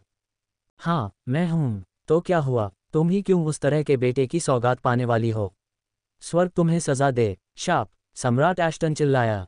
डेविस ने ठहाका लगाया, जबकि लोगन ने इसे दिल पर नहीं लिया। दोनों ही अपने दिल में जानते थे कि सम्राट एश्टन बस अपनी कुंठाएं निकाल रहे थे। और तुम, शर्ली, तुम अब भी उससे शादी नहीं करने वाली हो। सम्राट एश्टन ने शर्ली को घूर कर देखा। शर्ली एक पल के लिए कांप उठी और फिर कंधे उचका दिए। उसे वह अनुभव याद आ गया जब वह पूरी तरह से उसके अधीन थी। वह उसके जीवन में अब तक की सबसे डरावनी घटना थी। उसके इनकार को देखकर वह फिर से निराश हो गया। अचानक उसे एक विचार आया, ओह मेरी बेटी, मेरी प्यारी, तुम इतनी जिद्दी क्यों हो? क्या तुम नहीं देख सकती कि यहाँ राजकुमार डेविस एक सज्जन व्यक्ति है? डेविस चौंक गया। सज्जन? इसका मुझसे क्या लेना देना है? कौन सज्जन? एक बच्चा सज्जन नहीं हो सकता, शर्ली ने तर्क दिया। आपको ये किसने बताया? सज्जन बनने का रास्ता सबके लिए खुला है। क्या आपको याद नहीं है, जब आप उस अवरोध में घिरे हुए थे तो उन्होंने आपके साथ कुछ नहीं किया? अगर वह चाहते तो अपनी आत्मा साधना को देखते हुए आप पर आत्मा की मुहर लगा सकते थे। यहाँ आपके शाही पिता कुछ भी नहीं कर पाते। सम्राट एश्टन ने आगे कहा, फिर भी वह आपको नियंत्रित नहीं करना चाहते थे और केवल आपको हार मानने के लिए दबाव डालना चाहते थे। इसलिए आपको पता होना चाहिए कि उन्होंने आपके साथ नरमी बरती और अपनी ताकत को बहुत कमज़ोर रखा। हे भगवान, मैंने भी इतना आगे नहीं सोचा था। डेविस दंग रह गया।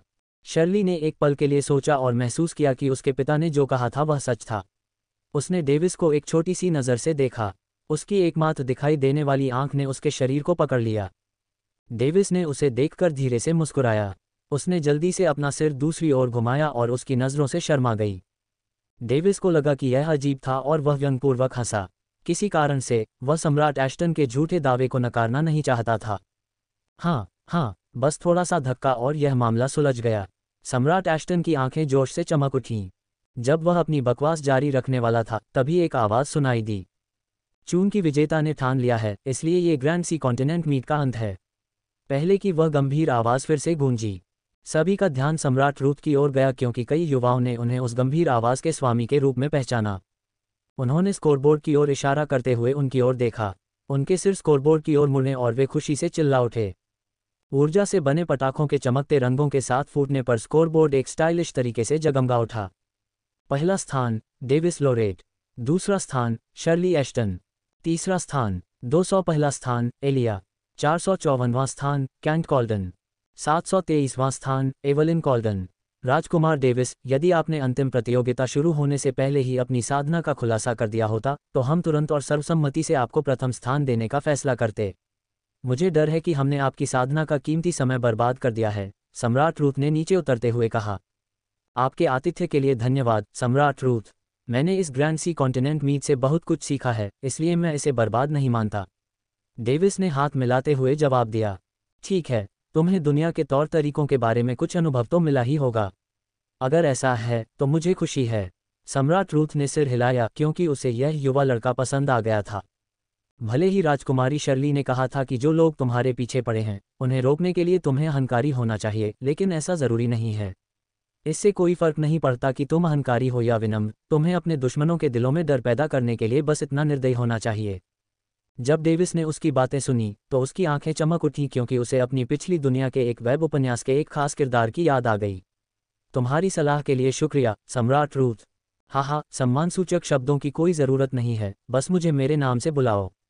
ये देखकर कि डेविस ने पूरे दिल से उसकी सलाह सुनी, उसे ये लड़का और भी ज़्यादा पसंद आया। हाँ, मार्क रूथ, डेविस ने ठहाका लगाया। सम्राट रूथ हंसे। हाँ, तुम में हिम्मत ज़रूर है। मैंने यह बात बहुत से लोगों से कही है, लेकिन वे अब भी मुझे सम्राट रूथ कहते हैं। तुम्हारी हिम्मत उन गुणों में से एक है जो मुझे पसंद हैं। बेशक, उसने हमारे सामने उन 2 सम्राटों को मारने की हिम्मत भी की। उसे डरने की क्या ज़रूरत है? लोगन ने थोड़ा नाराज़ होकर जवाब दिया। वह उन 2 सम्राटों को मारने की योजना बना रहा था जब ये 15 साल की अवधि पूरी हो जाएगी, लेकिन उसे निश्चित रूप से उम्मीद नहीं थी कि उसका बेटा उससे एक कदम आगे निकल जाएगा। डेविस ने अपने हाथ फैलाए। मुझे भड़काने के लिए यह उनकी गलती थी। मुझे दोष मत दो। सम्राट रूथ ने अपनी आंखें घुमाईं, बहुत निर्दयी। सम्राट एश्टन ने इन 3 लोगों को देखा जो मज़े कर रहे थे। फिर उसने अपनी बेटी को दूर जाते हुए देखने के लिए अपना सिर घुमाया। बाद में उसने आह भरी, यह मानते हुए कि सम्राट रूथ ने इस अवसर को कुचल दिया। बुरा फॉट, उसने चुपचाप बुदबुदाया, हार मान ली। अध्याय 99, प्रतिभाओं को निर्देश देना। 3 सम्राटों, मुझे लगता है कि इस ग्रैंड सी कॉन्टिनेंट मीट के मुख्य उद्देश्य का उल्लेख करने का समय आ गया है। युद्ध के चरण में मौजूद 3 सम्राटों के मन में एक आत्मा संचरण की आवाज़ आई। लोगान, सम्राट रूथ और सम्राट एश्टन ने सम्राट क्लेमोर को देखा और अपना सिर हिलाया। जो भी शीर्ष 200 में है वह हमारे साथ घाट पर चले, जहां हम गार्जियन एलायंस के एक छोटे जहाज पर सवार होंगे। सम्राट रॉस चिल्लाया, उसकी आवाज़ पूरे मुख्य क्षेत्र में गूंज उठी जैसे ज्वार की लहर हो। सम्राट रॉस फिर जहाज की ओर बढ़े जबकि शीर्ष 200 प्रतिभाएं आज्ञाकारी रूप से उनका अनुसरण कर रही थीं। अल्पविराम, गार्जियन एलायंस के छोटे जहाज में 7 सम्राट डेक पर खड़े थे जबकि प्रतिभाएं डेक के चारों ओर खड़ी थीं। ये लगभग एक सार्वजनिक चौक सभा की तरह था। सम्राट क्लेमोर आगे बढ़े। सबसे पहले, आप सभी ने शीर्ष 200 में से एक स्थान प्राप्त करके अच्छा किया। मुझे लगता है कि आप सभी जानते हैं कि आप आगे क्या करने जा रहे हैं। शीर्ष 200 में सभी लोग राजसी थे, इसलिए उन्हें बाहरी लोगों के मामले के बारे में पता था और चूंकि वे इस प्रतियोगिता में भाग ले रहे थे, इसलिए उन्हें इस मामले के बारे में पता होना ही था। प्रतिभाओं ने अपना सिर हिलाया। अच्छा, तो मैं आपको विस्तार से बताता हूं कि आप लोग उस गुप्त प्रवेश द्वार में क्या करने के हकदार हैं जो 1 साल में फिर से खुल जाएगा। आपका उद्देश्य वहां मौजूद सभी दुश्मनों को मारना है। आप जो भी लूट प्राप्त करेंगे वह उस शक्ति को सौंप दी जाएगी जिसके आप सदस्य हैं। यदि आपके पीछे की शक्ति आपको लूट लेने देती है तो वह आपकी होगी। प्रतिभाओं ने अपना सिर हिलाया। वे पहले से ही यह जानकारी जानते थे और इससे सहमत थे, क्योंकि वे जानते थे कि जो लूट वे प्राप्त करेंगे वह उनकी होगी जब तक कि लूट की गुणवत्ता उच्च स्तरीय स्काई ग्रेड और उससे ऊपर नहीं पहुंच जाती, जो दुर्लभ है। ये कहने की ज़रूरत नहीं है कि आप युवाओं को भी मरने के लिए तैयार रहना चाहिए। आप सभी को एक टीम के रूप में अच्छा खेलना चाहिए और किसी भी तरह की अंदरूनी लड़ाई की अनुमति नहीं है। अगर यह पता चल गया कि किसी ने इस नियम का उल्लंघन किया है तो गुप्त प्रवेश द्वार से बाहर आने के बाद आपको निश्चित रूप से कड़ी सज़ा दी जाएगी। मुझे लगता है कि आप सभी जानते हैं कि हमारे पिछले प्रयास में क्या हुआ था। ये हमारे लिए पिछली बार की तरह खून खराबा नहीं होना चाहिए, जब आप लालची युवाओं ने हमारे दुश्मनों की लूट के लिए लालच किया और आपस में लड़े, जिसके कारण दुश्मनों ने हमारा फ़ायदा उठाया। हमने जो 200 प्रतिभाशाली लोग भेजे थे उनमें से केवल कुछ ही जीवित बचे। ये हमारी ओर से बहुत बड़ी क्षति थी। सम्राट क्लेमोर के चेहरे पर निराशा के भाव थे। फिर उन्होंने कहा, आप सभी को इस बार ऐसा नहीं होने देना चाहिए। डेविस ने अपनी आंखें सिकोड़ते हुए सोचा, क्या इसका पिता और मां की मुलाकात से कोई संबंध है? और अंत में उनकी दुनिया में प्रवेश करने का रास्ता खोजें। उन्होंने आगे कहा, हमें अभी भी उनकी दुनिया में प्रवेश करने का रास्ता नहीं मिला है और इसीलिए उन्हें हम पर बढ़त हासिल है। दुर्भाग्य से ये हमें उनकी दुनिया पर आक्रमण करने या उसकी जासूसी करने में असमर्थ बनाता है। तो मिस इसाबेला रूथ के बारे में क्या? डेविस ने पूछा। वह मुख्य प्रवेश द्वार से चली गई जहां हमारे जैसे दुश्मन चींटियों की तरह दिखाई देते हैं। सम्राट रूथ ने जवाब दिया, क्योंकि उनके चेहरे पर चिंता साफ झलक रही थी। डेविस ने अपना सिर हिलाया क्योंकि वह समझ गया था। बस इतना ही। इस अवधि के दौरान अपनी साधना अवस्थाओं को बढ़ाएं और सुनिश्चित करें कि आपकी क्षमता बर्बाद न हो। सम्राट रूथ ने बैठक के अंत की घोषणा की। चलो डेविस, हम जा रहे हैं, लोगन ने डेविस से कहा, फिर दूसरे सम्राटों से हाथ मिलाया। हम फिर जाएंगे। गुप्त प्रवेश द्वार पर आप सभी से मिलेंगे। उन्होंने अभिवादन वापस किया और अपने अपने लोगों के साथ चले गए। अल्पविराम लोरेट साम्राज्य के जहाज में जो अपने साम्राज्य में लौट रहा था। एक खास आलीशान केबिन में। नहीं, अब और दर्द नहीं होता। एलिया ने दर्द से भीख मांगी। एक हाथ ने कुशलता से उसके शरीर को छुआ, जिससे उसकी त्वचा पर एक तरह का सफ़ेद पेस्ट बन गया। चुप रहो, ये तुम्हारी चोटों के बचे हुए निशान मिटा देगा। डेविस उसके शरीर पर स्काई ग्रेड दवा लगा रहा था, जिसका असर किसी के भी निशान को प्रभावी ढंग से हटाने में था। वह पूरी तरह से घायल थी, उसके शरीर पर निशान देखे जा सकते थे। अंतिम प्रतियोगिता के दूसरे दौर के दौरान उसे अपने प्रतिद्वंद्वियों से बहुत सारे कट मिले थे, जिसके परिणामस्वरूप उसके हाथ, कलाई, जांघ और अन्य नाजुक जगहों पर चोटें आईं। डेविस ने उसकी बाहों पर दवा लगाना समाप्त कर दिया था और अपनी बाह को उसकी जांघों को छूने के लिए आगे बढ़ाया। मैं करूंगा, मैं खुद करूंगा। एलिया ने जल्दी से उसे रोक दिया और चिल्लाई, क्योंकि उसकी आंखें धुंधली होने लगीं। तुम्हें पहले ही यह कह देना चाहिए था। डेविस मुस्कुराया। उसके पास अपने दुष्ट हाथों से उसे मनाने के अलावा कोई विकल्प नहीं था। उसने शुरू में वह दवा लेने से इनकार कर दिया क्योंकि वह अब उसकी नौकरानी नहीं थी, लेकिन डेविस को इसकी कोई परवाह नहीं थी। डेविस ने उसे दवा दी और उसे कुछ गोपनीयता देते हुए उससे दूर चला गया। उसने अपनी हथेलियों की जांच की और धीमी आवाज़ में कहा, बहुत नर्म। फिर उसने अपना सिर हिलाया, अपने सिर से सभी विचार दूर कर दिए। कुछ मिनट बीत गए जब एलिया ने अपनी चोटों पर दवा लगाना समाप्त किया। उसकी त्वचा चमक उठी, जो ये दर्शाता था कि वह बिल्कुल नई जैसी हो गई है। इतनी प्रभावशीलता, वह दवा की दुर्लभता से चकित थी। एलिया डेविस के पास आए और उसका चेहरा देखा। तुम्हारा चेहरा लाल क्यों है? उसने उत्सुकता से पूछा। कुछ नहीं, ये सिर्फ मैं इस प्रतियोगिता का विजेता बनकर खुश था।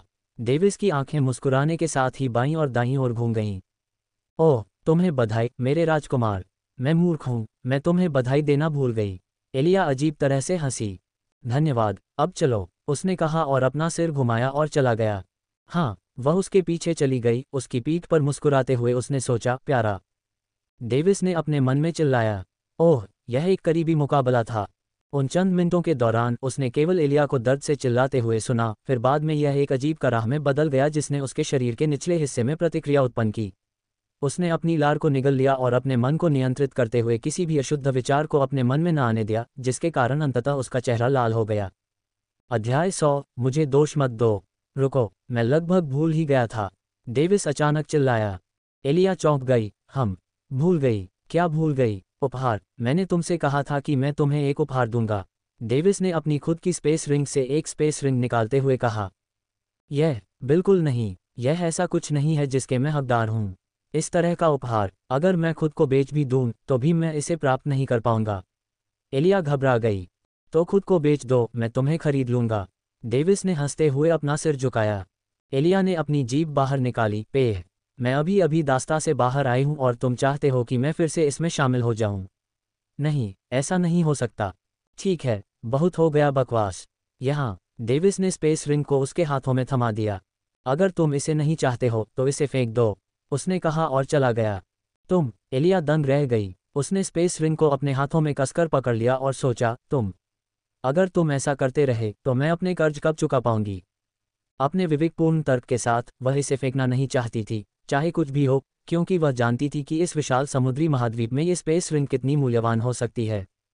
रुको, इसे वापस ले लो। अल्पविराम। उसी जहाज में, एक खास केबिन में, एक अकेला व्यक्ति बिस्तर पर लेटा हुआ था और खिड़की से समुद्र के बाहर देख रहा था, मानो वह किसी के बारे में सोच रहा हो।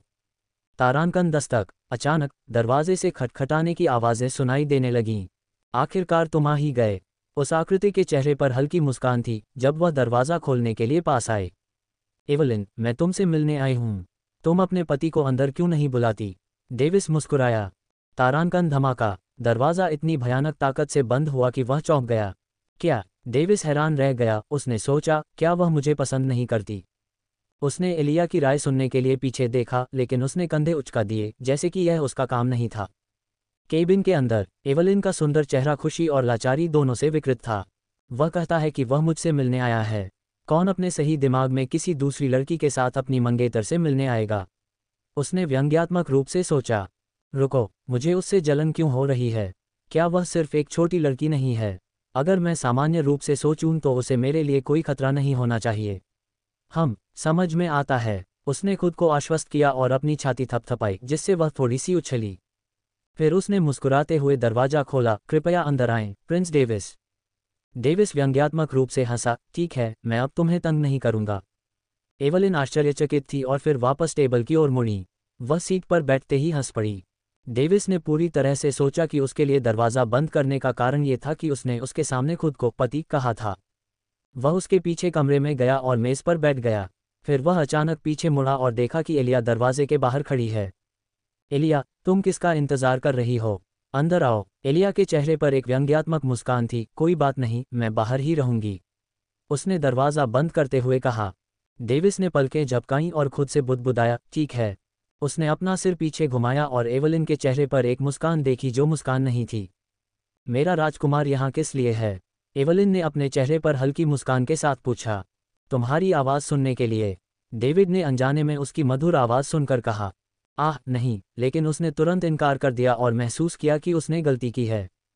एक अजीब सी खामोशी थी, लेकिन यह अजीब सी स्थिति सिर्फ डेविस के लिए थी क्योंकि एवलिन सिर्फ उसे घूरती रही और हल्के से मुस्कुराती रही। डेविस ने व्यंग्यात्मक ढंग से हंसते हुए कहा, ऐसा नहीं है, मैं जो कहना चाहती थी वो ये था कि मैं यहाँ किसी और कारण से आई हूँ। बेशक, मैं यहाँ तुमसे मिलने भी आई हूँ, नहीं तो मैं तुम्हें बताने के लिए किसी को भेज देती। कोई और कारण? वो क्या है? एवलिन जल्दी से उत्सुक हो गई। रिवॉल्विंग कोर्स स्टेज पर खेती करने का मामला, डेविस ने कहा। उसका चेहरा गंभीर था। एवलिन ने अपनी आंखें सिकोड़ लीं और उसकी अभिव्यक्ति गंभीर हो गई। इस मामले में मुझ पर भरोसा करने के लिए धन्यवाद। मैं तुम्हारी ऋणी हूँ, मेरे राजकुमार, उसने गंभीर स्वर में कहा। इतनी जल्दी मत करो, बस मुझे नहीं पता कि मैं इस बारे में शोध कब पूरा कर पाऊंगी, इसलिए मैं चाहती हूँ कि आप समझें कि इसमें 1 साल से ज़्यादा लग सकता है। 1 साल, मैं समझती हूँ, उसने शांति से जवाब दिया। रुको, ऐसा सिर्फ तब होता है जब मुझे इस बारे में पूरा भरोसा होता है। सच में, ये और भी बुरा हो सकता है और इसमें 10 साल से ज़्यादा लग सकते हैं। 10 साल से ज़्यादा? उसकी आंखें चौड़ी हो गईं और उसने अविश्वसनीय भाव से डेविस को देखा। उसने आगे कहा, मैं तुम्हें धोखा नहीं दे रहा हूँ, बस मैं सच में। एवलिन ने अपना हाथ उठाया, उसे और कुछ बोलने से रोकते हुए। अब और कुछ कहने की ज़रूरत नहीं है, मैंने इसके लिए पहले ही 1 साल इंतज़ार कर लिया है, कुछ और साल कोई फ़र्क नहीं डालने वाले हैं। इसके अलावा मेरी प्रतिभा के साथ आपकी मदद के बिना मैं भविष्य में जो हासिल कर पाऊंगी उसकी एक सीमा है। इसके अलावा मैं तुम पर निर्भर हूं, जबकि हम शादीशुदा भी नहीं हैं और तुम मुझ पर भरोसा करने में बहुत बड़ी छलांग लगा रहे हो। फिर उसने गहरी सांस ली। ये कहना भी अतिशयोक्ति नहीं होगी कि तुम पहले से ही मुझे अपनी पत्नी की तरह मानते हो। ये कहते हुए उसके गाल लाल हो गए, जबकि उसकी अभिव्यक्ति जटिल हो गई। डेविस दंग रह गया, उसकी आंखें खुली हुई थीं क्योंकि वह उसके द्वारा कहे गए शब्दों को समझने की कोशिश कर रहा था। ओके, उसने जवाब दिया, काफ़ी हैरान और अभिभूत। तुम मुझ पर विश्वास करते हो? डेविस ने अपने चेहरे पर चौंका देने वाले भाव के साथ पूछा। मैं चाहता हूं और मेरे पास इसके अलावा कोई विकल्प नहीं है, एवलिन ने व्यंग्यात्मक ढंग से मुस्कुराया। हाँ, ठीक है, डेविस ने व्यंग्यात्मक ढंग से मुस्कुराया। फिर भी उसे भरोसा महसूस हुआ, मुझे सच बताने में तुम्हारी ईमानदारी पसंद है। रिश्ते भरोसे पर बनते हैं, क्या मैं गलत हूँ? वह मुस्कुराई, उसका चेहरा एक खूबसूरत मुस्कान से चमक उठा। उसने हाथ मिलाया, नहीं, मेरे भी यही विचार हैं। वह हंसी, हाँ, तुम अपनी उम्र के हिसाब से काफ़ी परिपक्व हो। क्या तुम्हारे पूज्य गुरु ने तुम्हें नैतिक मूल्यों के बारे में सिखाया है? हाँ, तुम ऐसा कह सकते हो। बकवास। जब उसने कहा कि रिश्ते भरोसे पर बनते हैं, तो मैं पहले ही उससे झूठ बोल रहा हूँ। डेविस ने सोचा और अंदर ही अंदर रोया। जब मैं शोध पूरा कर लूँगा तो मैं जल्द से जल्द तुम्हें संदेश भेज दूंगा। तब तक अलविदा। डेविस खड़ा हो गया, उसे अचानक से दोषी महसूस हुआ। इसके अलावा एलिया बाहर उसका इंतजार कर रही थी, इसलिए उसने जल्दी से जल्दी जाने का फैसला किया। ओह, तुम मुझसे मिलने तब तक नहीं आओगे जब तक समय नहीं आ जाता। मुस्कुराते हुए उसकी आवाज़ ठंडी हो गई। मैं मिलूंगा। डेविस ने जल्दी से हाथ मिलाया। एवलिन ने गर्व से अपना सिर उठाया। उसे उससे एक कदम आगे बढ़कर अच्छा लगा। डेविस उदास होकर दरवाजे की ओर चला गया। उसने दरवाजा खोला और बाहर निकलने ही वाला था कि अचानक उसने मुस्कुराते हुए कहा, अगर मैं तुमसे मिलने आया तो तुम अपनी मासूमियत खो दोगे तो मुझे दोष मत देना। उसने दरवाजा बंद कर दिया और उसका जवाब सुने बिना ही बाहर चला गया। तुम, एवलिन ने गुस्से में कहा जब वह उसके शब्दों के बारे में सोच रही थी। उसके दिमाग में कई तरह की छवियां उभरी जिससे वह बुरी तरह शर्मा गई। मुझे चिढ़ाने की कोशिश कर रहे हो? हे, दरवाजे के बाहर खड़े होकर उसके चेहरे पर एक खुशी भरी मुस्कान थी। वह पूरी तरह से इस तथ्य को भूल गया कि वह अभी भी एक बच्चा था।